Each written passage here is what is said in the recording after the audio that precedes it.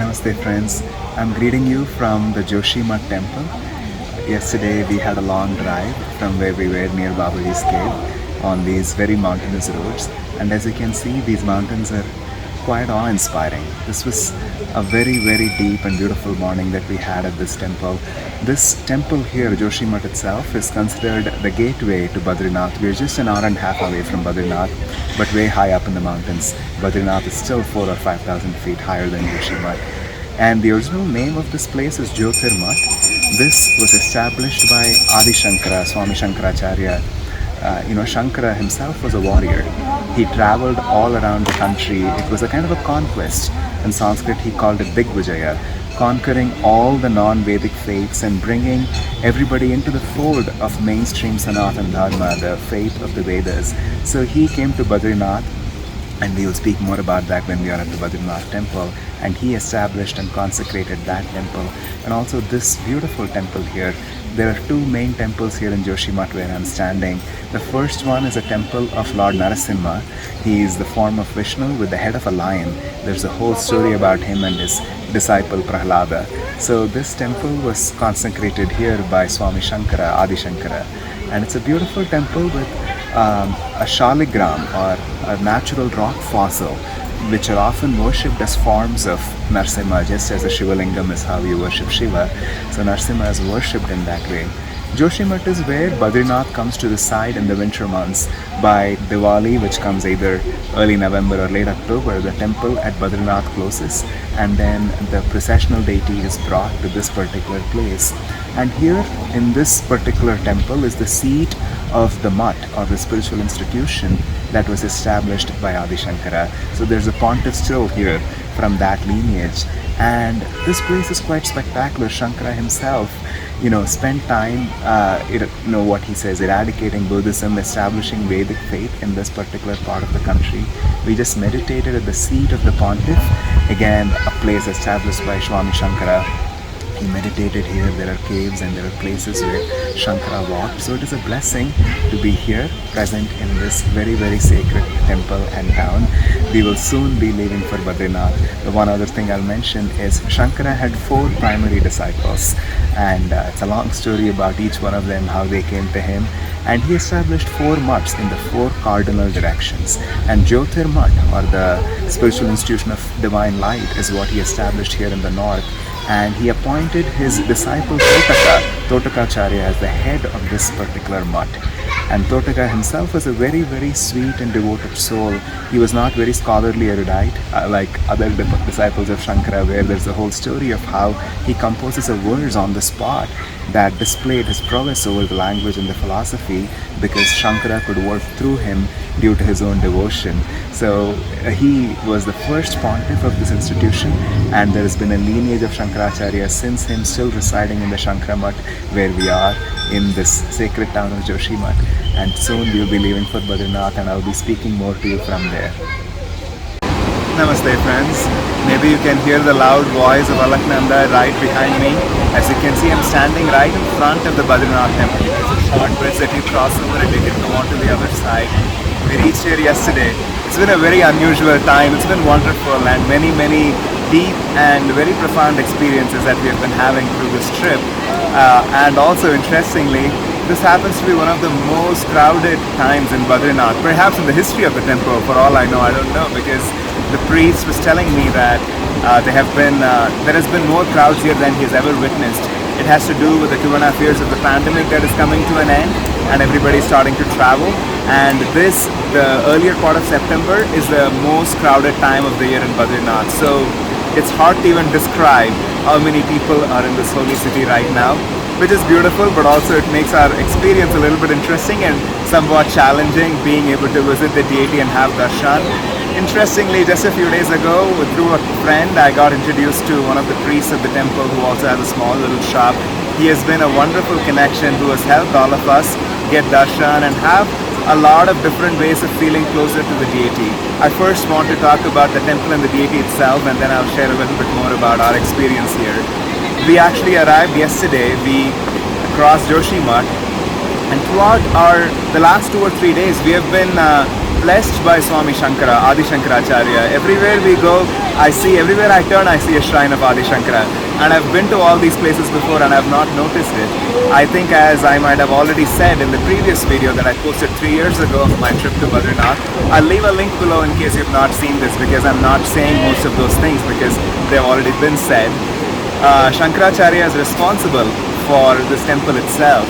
This temple, as you can see, is red in color. It looks almost like a Tibetan Buddhist monastery, which is what it was 1,000 years ago or even more than that.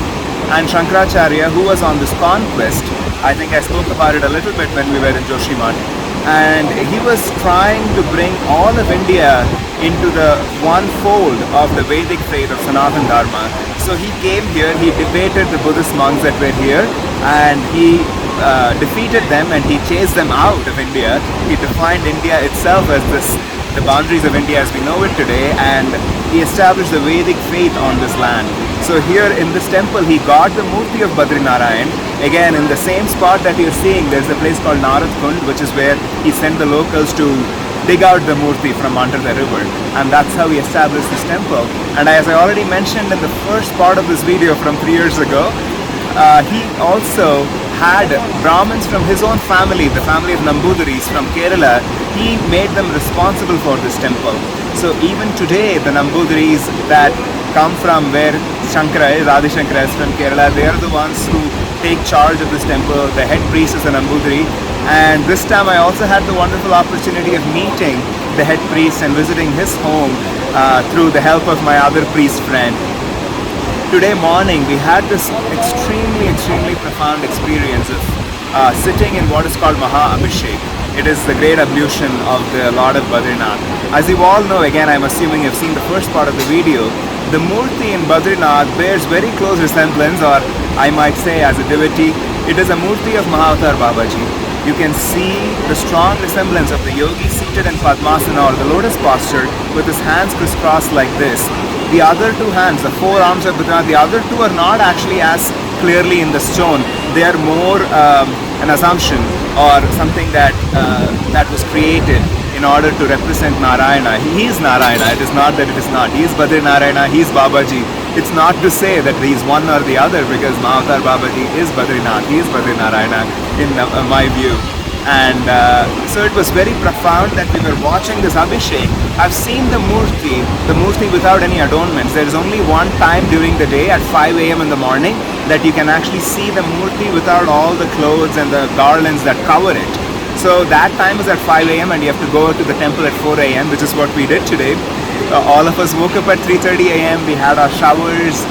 We really prepared ourselves for this experience. We were to be seated inside the sanctum for about 3 hours when this abhishek was happening. If you ever come to Badrinath, I really strongly recommend that you consider going to the ceremony. And today it was unusually crowded, just out of the world experience in many ways, both positive and sometimes a bit challenging. We were pushed around and it was not easy to find our space there, and it took me some time to even catch a glimpse of the Murti. But for the last 2 hours of the abhishek, I was actually able to have line of sight to see the Murti, which I consider a great blessing. So we get to see this Murti that the priest is washing, and he's pouring the milk, the water from the Ganges, the sandalwood paste. He's covering all of this, the Murti, with all of these wonderful perfumey substances as a way of offering to the Lord. And the experience itself was quite beautiful. It is beyond words, and the priest himself was guiding it very well, and all of us were lifted up through that whole experience. Badrinarayan, he's seated in tapasya, he's seated in penance. The main Murti, you see, the original Murti does not have a crown, he does not have any garlands or necklaces or jewelry on him. Those are things that are added on later. He has these thick matted locks, just how Yogananda ji represented Babaji in the autobiography of a yogi. He has these thick matted locks, and the priest was showing us, when he does the arati, he was showing with the light of that lamp for us to be able to see those matted locks covering his face and framing his face, and he is seated in tapasya. His eyes are half open. The face you really cannot see from distance, but the priest was describing all of this to us, and I was getting shivers in my body because I was realizing that I was beholding in the presence of Mahavatar Babaji himself. That's how I felt, and the experience was so much more stronger when I was sitting there in the sanctum. And there are 7 deities in the Badrinath temple itself. I'll mention that briefly here today because I didn't speak about it in the first video. Towards the extreme left you have Ganesha, of course, who we all worship as the first and foremost deity, and Kubera, the Lord of Wealth. Kubera, his residence is considered the source of this river Alaknanda, a place called Alkapuri. Alkapuri, the village that is after Badrinath, about 3 kilometers from here, is called Mana, and from there you hike for about 4 or 5 hours into the mountains. It's a beautiful hike, and you reach this place, meadow called Alkapuri. It's a very sacred meadow, blessed even today by many great masters. There are many different paths that go and camp there and do their annual pilgrimage to the spot. There's nothing there, you just have to go camp. There's no temple or anything, and that is considered the residence of Alkapuri.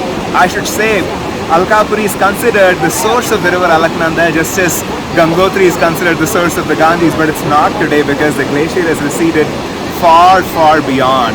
Where what you see in Alkapuri is already a fully flowing river. The glacier is way beyond that, and even when I went to the Satopan lake, even the glacier was far beyond that. You have to hike many days to actually see the glacial source from which the water is dripping out, the river Alaknanda is dripping out. So Alkapuri, this Kubera resides, so we have a deity of Kubera inside the temple. So when you worship Kubera in this temple, it is also said that you will have the most prosperity in terms of material wealth when you come to this temple. And after Kubera, Ganesha, you have this interesting murti of this man named Uddhava. Uddhava is a character from the Mahabharata and the Srimad Bhagavatam. He was a very important character in the life of Krishna. He was a very close disciple, and it's so heartwarming for me to talk about it because Krishna considered him his friend. Yogananda ji used to say, we all relate to God as father, mother, the deity that he is, and one of the highest ways of relating to the Lord is as friend. And that's what Uddhava was to Krishna. He was a very close friend of Krishna, and he was so in tune with Krishna that it was impossible to tell the difference between Uddhava and Krishna. Uddhava was blue in color, he wore the yellow silk that Krishna wore, he looked exactly like Krishna, and he had peacock feathers on his crown. It was impossible for anybody to tell the difference between Uddhava and Krishna. At the end of the Mahabharata, at the end of Krishna's life, he goes to Dwaraka, which is where his kingdom is, and then he himself dies. There's a story of how he surrenders his life to a hunter and he's killed, or rather his life is taken away. He decides to leave that particular body at the end of Dwapara Yuga. And at that time, Uddhava realizes what is about to happen, and he asks Krishna, you're about to leave us. How can I be close to you? How can I always be with you? And then Krishna says, when I leave this body, I'm going to reappear again in Badrinarayan, and you can come there and be with me. The reason that was so profound and touching for me was it was reminding me of all the stories from the autobiography of a yogi, of Babaji living here. Master Yogananda ji, he opens his chapter on Babaji with this line. He says, the high Himalayan crags of Badrinarayan are still blessed with the living presence of Mahavatar Babaji. So this is the abode of Babaji. Babaji lives right above these temples, these hills that we are seeing right here. And he was telling Uddhava, again reassuring and reiterating what Yogananda ji says in the autobiography of a yogi, after this incarnation as Krishna, I'm going to go there, I'm going to live there, and you can come to me and you can come and live with me as part of the band of my devotees. So there is that statue of Uddhava. In fact, right the day before we came, there was a festival. The Badrinath is always the stone deity. He doesn't leave the temple for processions, and you have to see him in the morning, just as we did today. But Uddhava goes on procession because he is a representative. He is a proxy for Badrinarayan. So he was taken on procession to Mata Mandir, which is in Mana. So he often blesses the city, the town that is Badrinath, and he actually leaves the temple to actually visit others.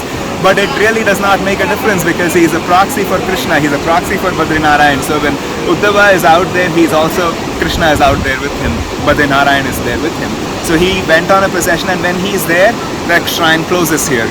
Because when Uddhava is there, Badrinarayan is also there. He is channeled through the presence of Uddhava. And with Uddhava, we also have Garuda, who is the flight of Lord Vishnu, again, and whose aspect Badrinarayan is. And you have Narada, again, these are all metal statues, not stone idols. There's a big statue of Narada in copper, I think, that's what it looked like. And he's placed right at the feet of the Lord. And they say, during the winter months, 6 months of the year, when the worship shifts to Joshimath and this temple is closed, then in the privacy of that chamber, Narada becomes the head priest, and he is worshipping Lord Narayana. He is worshipping Badrinarayan. So this temple is very, very sacred, and Narada is considered the head priest of this temple even today. And this particular spot behind me, where Adi Shankaracharya got the idol of Badrinarayan, it's called Narad Kund, or the place where Narada took the sacred dip. So there's also what's called Taptakund, a hot geyser, a hot spring, where there's hot water coming from underneath, and a lot of devotees take a bath there before going to the temple. I have very fond memories of doing that from my childhood. I have to say, the development and the advancement of the place itself, there's been a big price tag on that. That place has become, very crowded and not as conducive, and it doesn't look all that hygienic these days to be able to take a dip in the way I used to before entering the temple. So I didn't get a chance to do it this time. But it's still sacred nonetheless, and we got to see everything around the temple. And of course, I'll also finish by saying there's an idol of Lakshmi, who, if you watch my other video, she incarnated as this tree of Badari, of this gooseberry that grows here in this region. If I see that tree again tomorrow, I'll make sure to add a snippet of that as well. This tree she incarnated as is nourishment for Nara and Narayana, when both of them incarnated here, and they did tapasya for many, many thousands of years throughout Satya Yuga.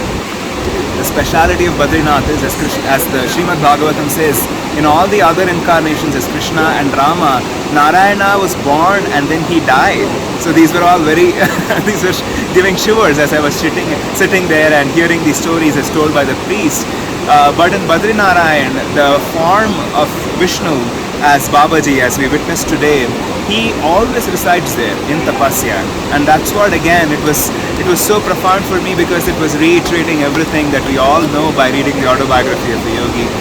Babaji is residing still here, and that's what he promised even in the Srimad Bhagavatam, that during this day and age, he was going to be in Badrinath. He was going to hold on to this mortal body. His presence will always be felt here.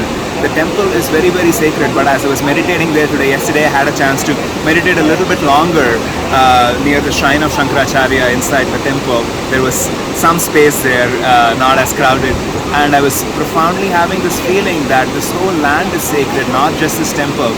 When you come here, if you're even intimidated by the crowds and the chaos of the temple, don't worry about it. Just walk up into the mountains just behind the temple. There are a lot of trails, and just feel the land. Maybe sit in meditation for a few minutes and tune into Babaji and the presence of the huge mountain Nilkant that is guarding Badrinath. It's a very, very sacred mountain. It's just right above the temple. And today morning we didn't get to see, but perhaps tomorrow we will. The first rays of the sun hit the Nilkant mountain, and it's golden in color even when the Badrinath town is still dark. It is just such a beautiful sight to behold. I was going to say, we had such a great fortune of befriending this priest who helped us through our own journey going through Badrinath and making sure we had darshan a couple of times, and we had a wonderful time. And he was describing to us the rather unfortunate unfolding of many things that modern technology and advancement in culture has brought to this place. There is a big project underway here to make Badrinath what is called a smart hill town.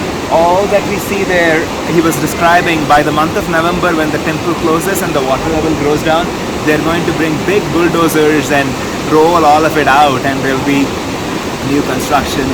It was very bittersweet. But as I was hearing all of that, I couldn't help but think, some of these things are inevitable, but there's no doubt that the price that is being paid is very, very high. But at the same time, you also think about the fact that this shrine has been here since Satya Yuga, and Badrinarayan has seen so much, and all of this is happening by his will, and all of this is about to shift significantly. Even the iconic blue-red temple that you see there that is so reminiscent of the culture of this area, I was told it's going to be completely remodified into what is the more prevalent way of North Indian architecture today, and it's going to lose its characteristic. It's a little saddening for my human heart to hear that, but also when I step back and think about the long cosmic cycles that the temple has gone through and Badrinath himself watching, it is just, one cannot but be comforted knowing that it is all his will and nothing else is outside of it. One of the verses that again the priest was reciting from Srimad Bhagavatham today was this verse where Krishna was saying, I'm going to take responsibility for this planet, for this world, for this country by doing penance in Badrinath. I'm going to come there and I'm going to do that. And that's what we heard. We hear from the autobiography of Yogi as well. So this has been such a blessing. If I'll be going to Mana village tomorrow, if there are things worth sharing. I know I posted a video from there as well last time I was there, but if there are more things worth sharing, I'll make sure to speak more there as well. God bless you.